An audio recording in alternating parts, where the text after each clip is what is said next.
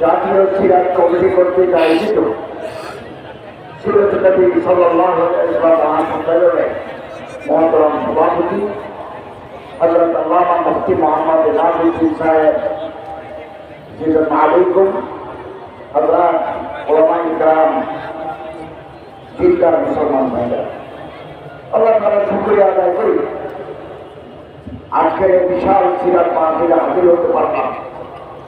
আল্লাহ তাআলা তৌফিক দিলেন, আলহামদুলিল্লাহ। আমি বেশিক্ষণ কথা বলবো না।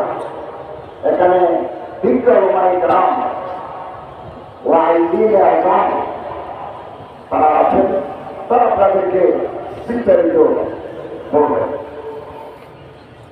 সিরাত সম্মেলন বিশ্বনবী রাহমাতুল্লিল আলামিন সাইয়্যিদুল মুরসালিন হযরত মুহাম্মদ সাল্লাল্লাহু আলাইহি ওয়াসাল্লামের জীবন আদর্শ উসওয়াতুন হাসানা, এটা যদি আমরা অনুসরণ করি আজ ফেরাত একটা বছর জন্ম থেকে মৃত্যু পর্যন্ত আমরা যদি মেনে চলি, একটা বা করি, আমাদের জীবন সাফল্যে 100% সফলতা আমরা অর্জন করতে পারব।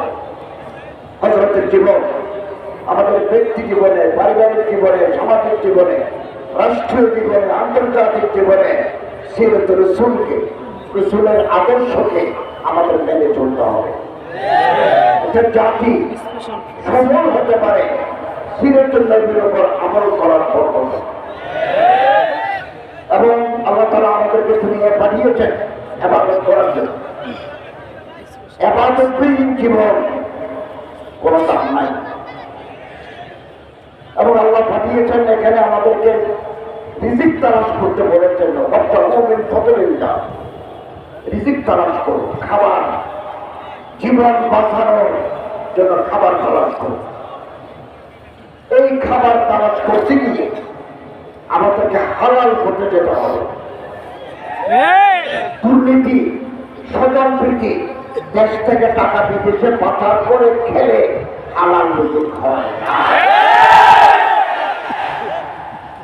হালাল হারাম যদি পেটে যায়, লা ইয়াদখুলুল জান্নাতা জাওজাতুল খুজিয়াতিল হারাম। শরীরের ভিতরে রক্ত আছে 5.5 লিটার, হাড্ডি গোস্ত আছে 60 থেকে 70 কেজি। এই ভিতরে যদি 1 ফোঁটা রক্ত, 1 টুকরা হাড্ডি, 1 টুকরা গোস্ত হারাম তৈরি হয়, এই শরীর বেহেশতে যাবে না। এবং দুনিয়ার সমস্ত কাজের জন্য এখানে মামা আছে, বাড়িতে আছে, এতে করে আমরা পার পেয়ে গেলাম, আখিরাতে আমরা পার পাবো না।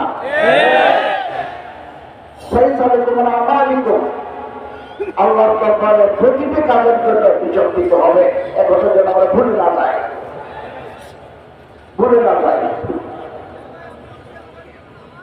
সুদ খাই, ঘুষ খাই, দুর্নীতি করি, সাদাবাজি করি, টাকাবাজি করি, টাকা রোজগার করলাম, এই টাকা দিয়ে হজে গেলাম, এই হজ আল্লাহর দরবারে কবুল নাই। লোকে দেখবে হাজি সাহেব আল্লাহর দরবারে হাজি নেন। কোন মানুষ যদি হারাম টাকা দিয়ে হজ করে